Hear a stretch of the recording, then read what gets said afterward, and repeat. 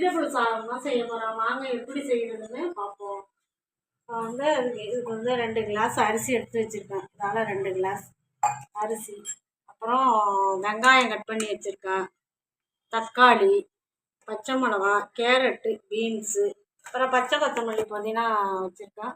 அதுக்கப்புறம் மீன் மக்கள் வெந்நீரில் போட்டு எடுத்து வச்சுருக்கேன். இதையும் சேர்த்து எல்லாத்தையுமே சேர்த்து வதக்கி இப்போ செஞ்சுருவோம். கொஞ்சமாக எண்ணெய் ஊற்றிக்குவோம்.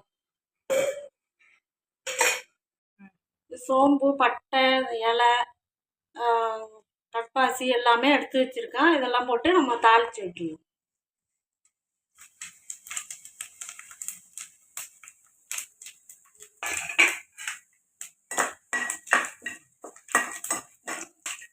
வெங்காயத்தை போட்டு வதக்கணும்.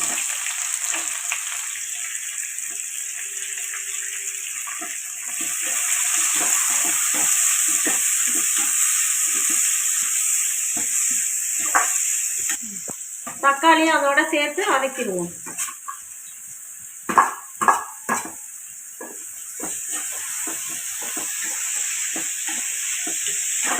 இப்போ கொஞ்சமாக உப்பு போட்டுக்கலாம். உப்பு சேர்த்து வதக்கணும்னா சீக்கிரம் வதங்கி வருவதுக்காக கொஞ்சோண்டு உப்பு சேர்த்துக்கணும்.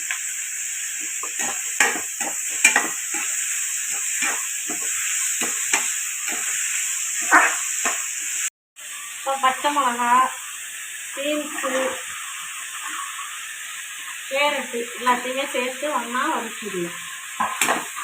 எல்லாம் சேர்ந்து வதங்கி வந்துடும். அதனால எல்லாம் சேர்த்து நம்ம வதக்கி எடுத்துக்குவோம். மல்லி, புதினா எல்லாம் வச்சுருக்கோம். அதையும் இதோட சேர்த்து வதக்கி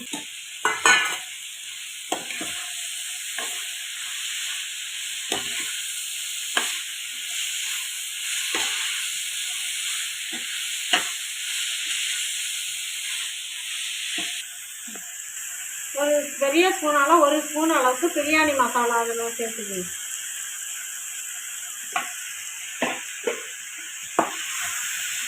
சேர்த்து எல்லாத்தையும் நல்லா வதக்கிட்டோம்னா நல்லா வாசமாக இருக்கும்.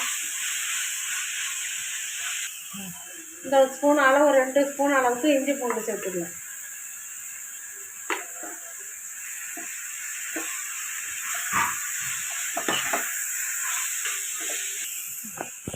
மீன் மக்கரை அவிச்சிட்டு புளிஞ்சு வச்சுருக்கேன். அதையும் இதோட சேர்த்துக்கணும்.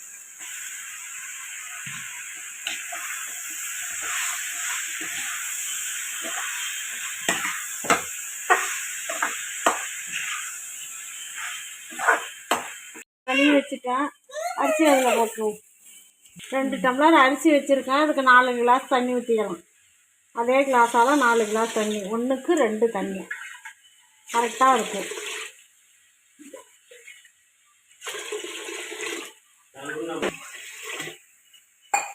சேர்த்து நம்ம வச்சுருவோம்.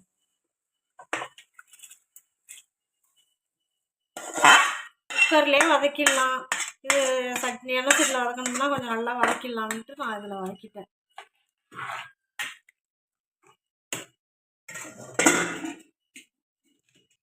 தேவையான அளவு உப்பு போட்டு நம்ம மூடி வச்சிடலாம். 2 விசில் வச்சா போதும்.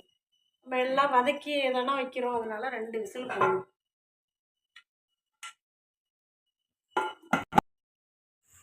அந்த சாதத்துக்கு இப்போ கத்திரிக்காய் கட் பண்ணி வச்சுருக்கேன். கத்திரிக்காய், வெங்காயம், தக்காளி எல்லாமே கட் பண்ணி வச்சுருக்கேன்.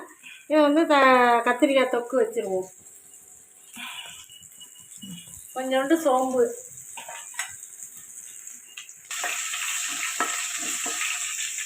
கொஞ்சம் வெங்காயம் வதக்கி வச்சுருக்கேன். வெங்காயத்தையும் சேர்த்து நல்லா வதக்கிக்கலாம்.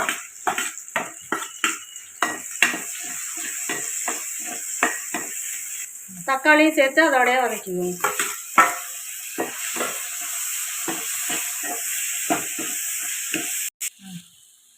எல்லாமே நல்லா வெங்காயம் தக்காளி எல்லாம் வதங்கி வந்துட்டு இப்போ கத்திரிக்காயை நல்லா கழுவிட்டு கத்திரிக்காயை போட்டு நல்லா வதக்கிடுவோம்.